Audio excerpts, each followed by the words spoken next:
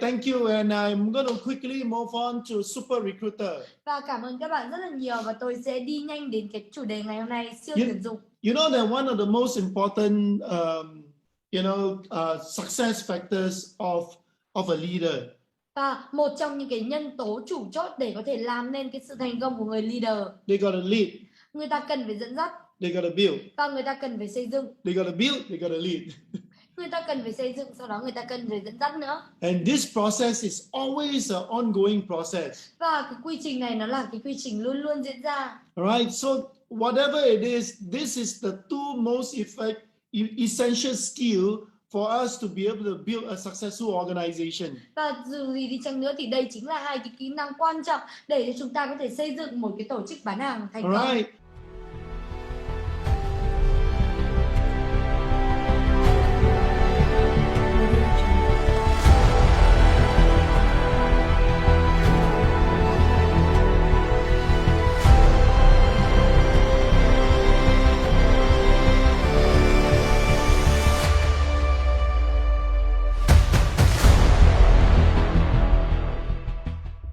So it is important that, when you are leaders, we tend to be very strategic. Và nó cực kỳ quan trọng rằng là nếu mà chúng ta là cái người leader, chúng ta phải cực kỳ là có cái tính chiến lược. And you know very well that for a leader, we need to be tactical too. Và chúng ta cũng biết được rằng là với những người leader thì chúng ta cũng cần phải có những cái chiến thuật nữa. Strategy is a very big picture, huh? Những cái chiến lược ấy nó là cái bức tranh lớn. Yeah, the more we study, the more we do, we tend to have more experience and wisdom. Thì những cái thứ mà chúng ta làm, chúng ta càng làm nhiều, chúng ta càng có thêm nhiều kinh nghiệm, chúng ta càng có nhiều cái trí khôn hơn. To judge the positions that you are in. Để có thể là phù hợp với cái vị trí mà các bạn đang ở đó. To do problem solving. Để có thể giải quyết vấn đề. And that's exactly what we do. Thì đấy chính xác là những cái gì mà chúng ta làm. You got to think big, start small. Các bạn cần phải suy nghĩ lớn nhưng mà phải bắt đầu nhỏ. And in today's market, và ở trong cái thị trường ngày nay, speed is the key. Và cái tốc độ nó là cái chìa khóa. You have an idea. Các bạn có một ý tưởng. Through computer, next morning somebody will take your good idea. Và thực sự là có thể là thông qua máy tính ngày hôm sau là có ai đó có thể biết được về ý tưởng của bạn rồi. If you don't get the people to deliver result. Nếu mà chúng ta không có những con người để có thể là đưa được đến cái kết quả. If the next leader can get these persons to get faster result. Và nếu mà cái người leader kia người ta biết về cái ý tưởng, người ta có thể là khiến cho những cái người của họ đạt được kết quả nhanh hơn. And the last one is what we call add value. Và cái cuối cùng là cái mà chúng ta gọi là gia tăng giá trị. Are we communicating the right values to people? Liệu rằng chúng ta có đang giao tiếp với những cái giá trị đúng với người khác? A lot of leaders, they don't care. Rất là nhiều cái người leader người ta không quan tâm. They want result. Người ta muốn kết quả. And when you build, và khi mà các bạn xây dựng, you need to I'm going to go through the three push, three pull idea. Thì tất nhiên là tôi sẽ đi qua cho các bạn về cái ý tưởng là 3 đẩy 3 kéo. And one of the things that a lot of people ask me when I was building a very big sales organization and business. Và một trong những cái điều mà nhiều người hỏi tôi khi mà tôi có được một cái tổ chức bán hàng rất là lớn. And they ask me, Ken, how do you do it? Người ta hỏi tôi rằng Ken là bạn làm như thế nào vậy? Can you put it very simple enough for me to understand or not? Liệu rằng là bạn có thể đặt nó cực kỳ là dễ hiểu cho tôi để tôi có thể hiểu được không? I used to say 4 steps. Và tôi thường nói là có 4 bước. Starts with numbers. Bắt đầu với cái số lượng lớn. We need to be able to have numbers of people going into our system. Chúng ta cần phải có một cái số lượng người đi vào trong cái hệ thống của chúng ta. If you want to build a good strong sales organization. Nếu mà bạn muốn xây dựng được một cái tổ chức bán hàng hùng mạnh. So we wanted to talk about today the recruitment strategy. Và ngày hôm nay chúng ta muốn nói về cái chiến lược về tuyển dụng. You know that we attend a lot of training. Chúng ta tham dự rất là nhiều những cái chương trình đào tạo. They tell us, they inspire us about recruiting, getting the right people into your organization. Người ta nói chuyện với chúng ta, người ta nói với chúng ta rằng là về một số cái để có thể là tuyển dụng người vào trong hệ thống. I've done some consulting work for even headhunting company. Và kể cả là tôi cũng làm một số những cái công việc cố vấn cho những cái công ty săn đầu người. And you know what? Và bạn biết không? A lot of them don't have techniques. Rất là nhiều người trong số họ người ta không có những cái kỹ thuật. We have got ideas to recruit people. Chúng ta có cái ý tưởng để có thể tuyển dụng người khác. When I tell you that this guy cannot work, but we do 1, 2, 3, 4, you make it work. Nhưng mà khi mà tôi nói với bạn rằng là cái người này không hoạt động được đâu, không có thể làm được đâu, nhưng mà khi mà chúng ta làm được 1, 2, 3, 4 bước và sau đó là chúng ta thấy rằng nó hoạt động tốt. A lot of us are inspired by ideas. Nhiều người trong số chúng ta được truyền cảm hứng bởi những ý tưởng. I feel that the more important one is the techniques. Nhưng mà tôi mới cảm thấy rằng là một trong những cái điều quan trọng đó chính là những cái kỹ thuật. So I believe that if it's just like kung fu, Nó giống như kiểu là công phu á. you know, you think about it. When you push somebody, Bạn hãy thử nghĩ về cái điều này khi mà chúng ta đẩy, you push somebody, khi mà chúng ta đẩy với ai đó. So first thing you push slowly, Và cái lần đầu tiên chúng ta đẩy thật là chậm. The person never notice it. Cái người đấy người ta thậm chí còn không hề để ý. You push a little bit more. Sau đó là mình đẩy thêm một chút nữa. The person can feel a little bit, Và sau đó là cái người đấy người ta có thể cảm nhận một chút rồi. Comfortable with you. Nhưng mà người ta vẫn là thoải mái với bạn. And push one more time. Và mình đẩy một phát nữa. And when he doesn't notice it, và khi mà anh ấy không có để ý, you pull. Thì mình kéo. So we have got 3 push. First push you got it through, okay. Second push, 3 push, and when every pushes is okay, you pull 3 times more. One pull, 2 pull, 3 pull. Vậy thì cái lần đầu tiên mình đẩy anh ấy thật là nhẹ, mình đẩy tiếp cái lần thứ hai, đẩy tiếp cái lần thứ ba, cái lúc này anh ấy vẫn chưa có phản kháng. Và sau khi mà đẩy được như thế rồi, đẩy được đến đây, người ta nhận thức được rồi, và sau đó là cái lúc mà chúng ta kéo lại, kéo 1 cái, kéo 2 cái và kéo 3 cái. Yeah, so the idea is to follow the steps. Và cái ý tưởng ở đây đó chính là follow những cái bước.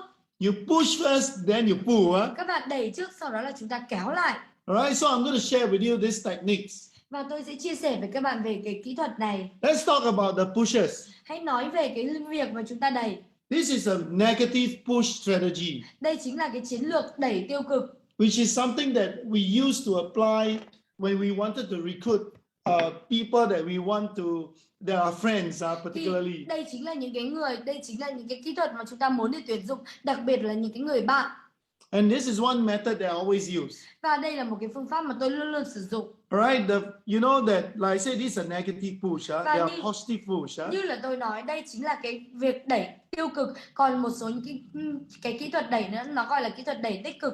I believe that in life, và tôi tin rằng là ở trong cuộc sống, we get rich because we born rich. Chúng ta có thể trở nên giàu có bởi vì là chúng ta sinh ra đã giàu. We get rich because we marry rich. Chúng ta giàu có bởi vì là chúng ta có thể lấy vợ giàu. If the first two didn't happen, và nếu mà hai cái đầu tiên này nó không xảy ra, you got to work until you get rich. Thì chúng ta cần phải làm việc cho đến khi mà chúng ta giàu có. So in our life, everything is involving people. Vậy thì ở trong cái cuộc sống của chúng ta, tất cả mọi thứ nó đều có sự tham gia của con người. I believe that in work, và tôi tin chắc rằng là nó sẽ hoạt động. The boss is the one that will help us to become rich. Những người ông chủ là cái người mà sẽ giúp chúng ta để có thể trở nên giàu có. On the opposite is that the boss is also one that will destroy our career. Và bên cạnh đó, ngược lại, cái người ông chủ nhiều khi người ta cũng là những cái người mà sẽ phá hỏng cái sự nghiệp của mình. When we follow the wrong person, khi mà mình follow một cái người sai, the leader matters a lot to us. Cái người leader ấy, người ta có cái sức ảnh hưởng rất là nhiều với chúng ta. And normally when we join a leader or go into a working job, in a job, và thường khi mà chúng ta tham dự cùng với cái người leader và chúng ta đi vào trong một cái môi trường làm việc, the boss are the one that lead us. Cái người ông chủ là cái người mà dẫn dắt chúng ta. They are the one that promote us. Cái người đấy là cái người mà thúc đẩy chúng ta. They are the one that help us, motivate us to achieve greatness. Thì cái người đó là cái người mà truyền động lực cho chúng ta để có thể là đạt được đến những cái sự thành công. So the first thing first, when a person wants to change their career. Vậy thì cái đầu tiên, khi mà một cái người ta muốn thay đổi cái sự nghiệp, and they are pushed to change their career, và người ta được bị thúc đẩy bởi cái việc là người ta phải thay đổi cái sự nghiệp, it's always the boss. Thì chính đầu tiên ấy, cái yếu tố đầu tiên mà chúng ta đánh vô đó chính là ông chủ. You think about the experience that you have with people when they wanted to move one job to the next job. Và hãy thử nghĩ về những cái kinh nghiệm của mình khi mà gặp những cái người mà người ta muốn nhảy việc từ cái việc này cho đến việc khác ấy. First thing first, always the boss. Và cái điều đầu tiên đó chính là cái người sếp. Alright, so it's like I gonna come. So what I always do is that I will always call friends and say, hey, look here, and I wanted thinking of recruiting him.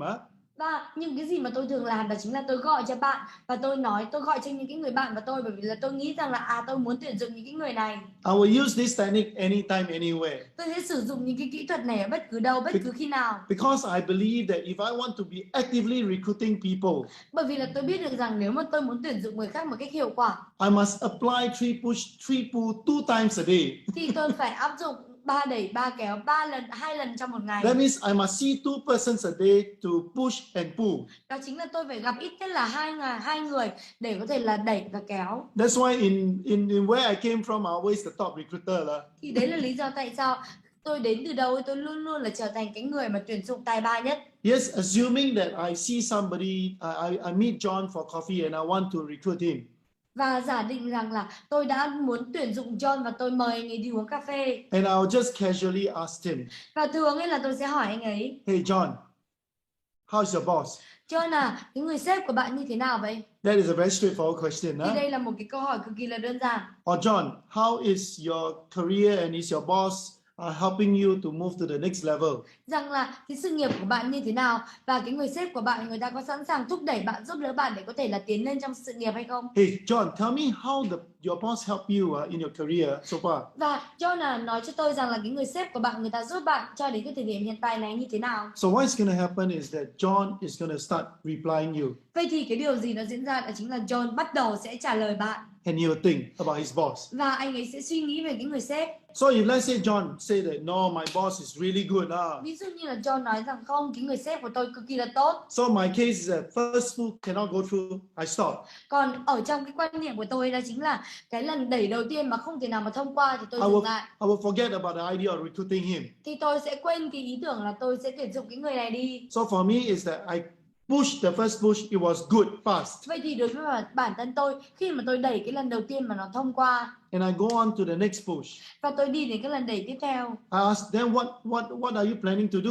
vậy thì bạn định làm như thế nào? How do you see yourself in the next 2 to 3 years? Bạn thấy bản thân mình như thế nào ở trong vòng khoảng 3 đến 5 năm tới? Then John started to tell me that look here, actually I wanted to become a super manager because I have a lot of people that follows me.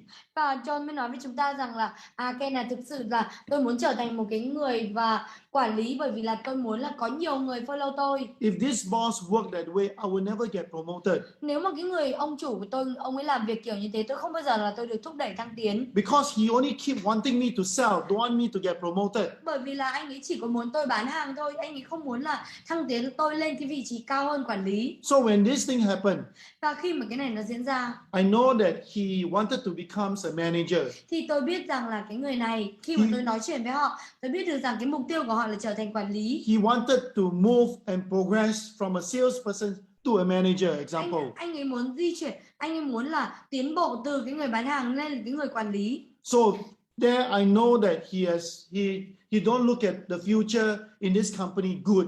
Và tôi mới nhận ra một điều rằng khi mà anh ấy nói như thế, anh ấy nhận thấy rằng là cái tương lai ở cái công ty này nó không có tốt nữa. So this case I clear my second push. Vậy thì ở trong cái trường hợp này là tôi đã rõ ràng được cái lần đẩy thứ hai. So the second push is okay. Và cái lần đẩy thứ hai ok. Then I go on to the third push.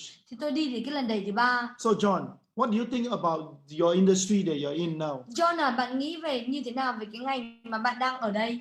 So he feels that yeah, it's very good. Và anh ấy cảm thấy rằng là ok, rất là tốt. So when he say very good, I wanted to ask more. Và khi mà anh ấy nói rằng tốt đấy thì tôi muốn hỏi nhiều hơn.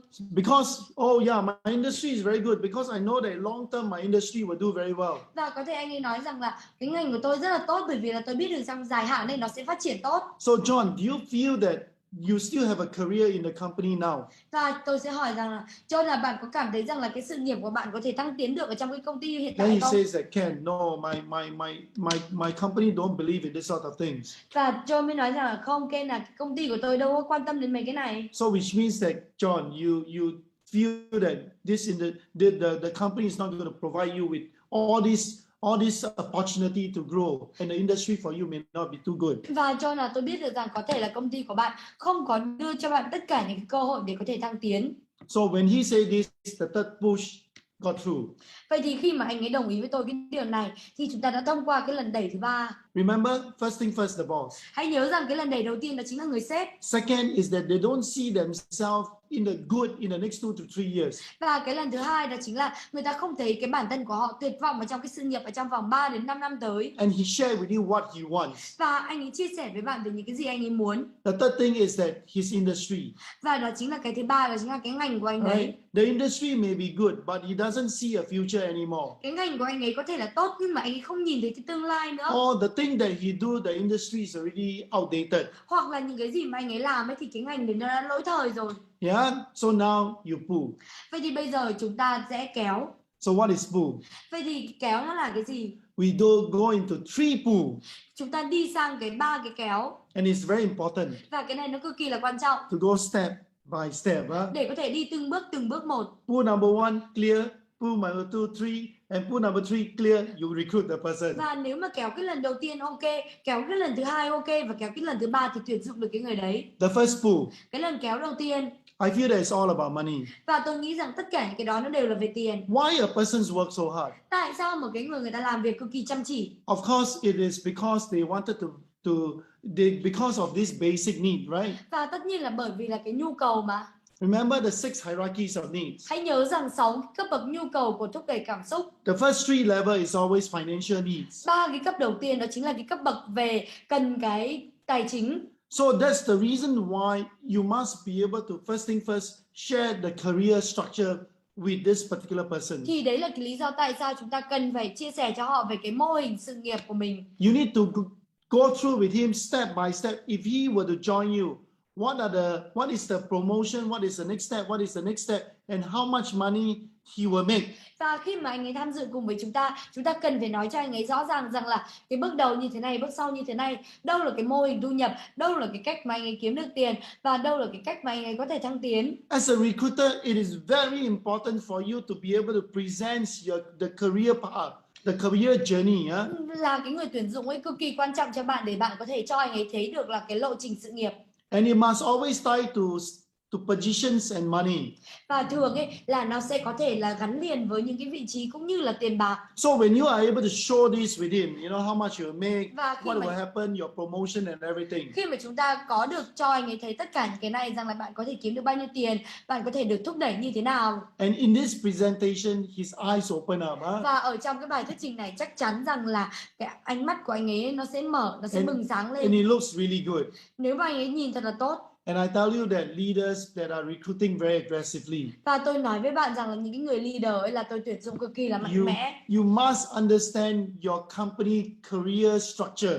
Và chúng ta cần phải hiểu được về cái cấu trúc của công ty. And know exactly how much the salesperson can do if they do so much. Chúng ta cần phải hiểu rõ ràng về cái chính sách của công ty, rằng là nếu mà cái người bán hàng người ta làm được như thế này thì người ta sẽ nhận được cái khoản như thế nào. So when the first pull got through, và khi mà cái lần đầu tiên đi qua, he likes the structure.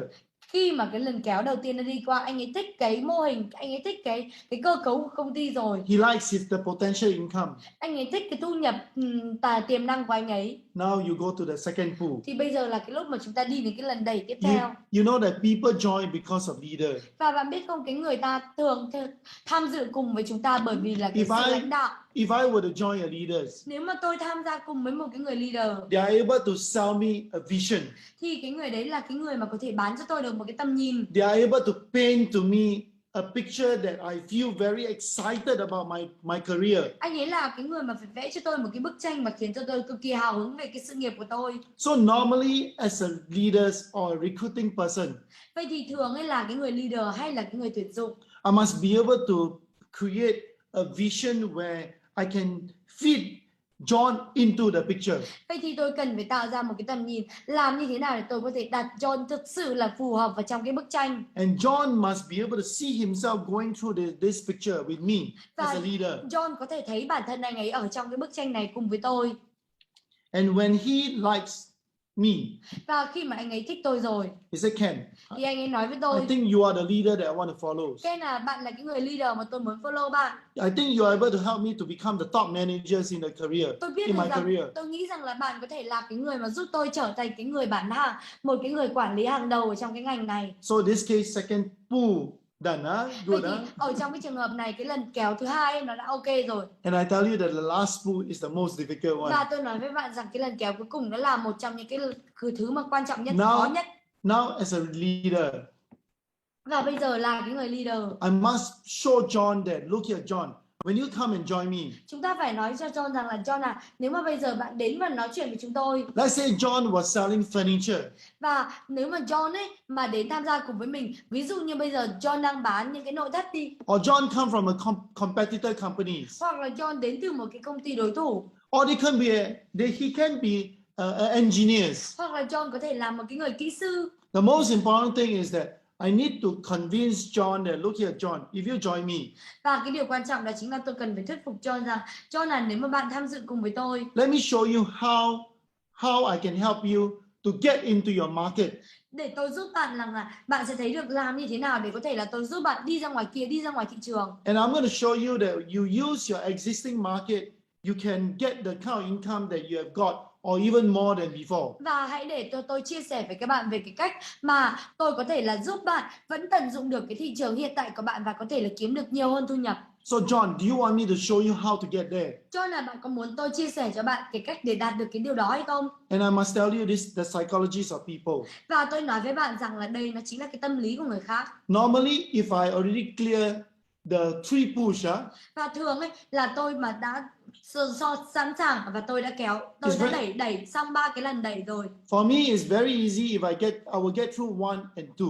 Và đối với bản thân tôi, đến cái phần kéo này cực kỳ là dễ dàng để có thể đi qua cái 1 và cái 2. The last one is always the most difficult. Và cái phần thứ 3 là cái phần mà khó khăn nhất. Because if John is not convinced that if I come over to join you, I cannot get business and I am not confident of getting business, he will not join me. Bởi vì là nếu mà John không cảm thấy rằng là có cái tiềm năng ở chỗ bạn, John không cảm thấy rằng là bạn có thể giúp anh ấy để có thể là đi từng bước một để có thể đạt được kết quả, thì anh ấy không thể nào mà anh ấy join bạn đâu, anh ấy không tham gia với bạn đâu. Yes, so my job is to make sure that I sit down with him and show him that if you join me, I'm going to help you to get income more than before. Vậy thì cái công việc của chúng ta đó chính là nếu mà anh ấy tham dự cùng với mình phải đảm bảo rằng là làm như thế nào để giúp cho anh ấy để có thể là có được nhiều hơn thu nhập, thậm chí là nhiều hơn trước đây. Yes, this is what we're going to discuss tomorrow. Vậy thì đây chính là những cái gì mà chúng ta sẽ thảo luận với nhau ngày mai. The 3 pull, the third pull. Và cái lần đẩy đấy chính là cái lần kéo thứ 3. Because I can recruit the best salesperson.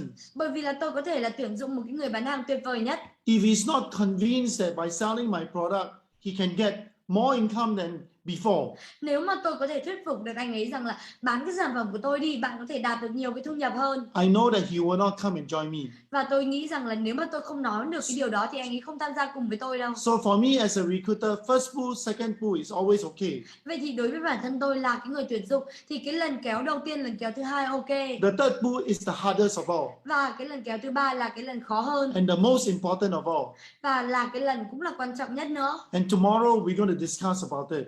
Và ngày mai chúng ta sẽ thảo luận với nhau về cái điều này.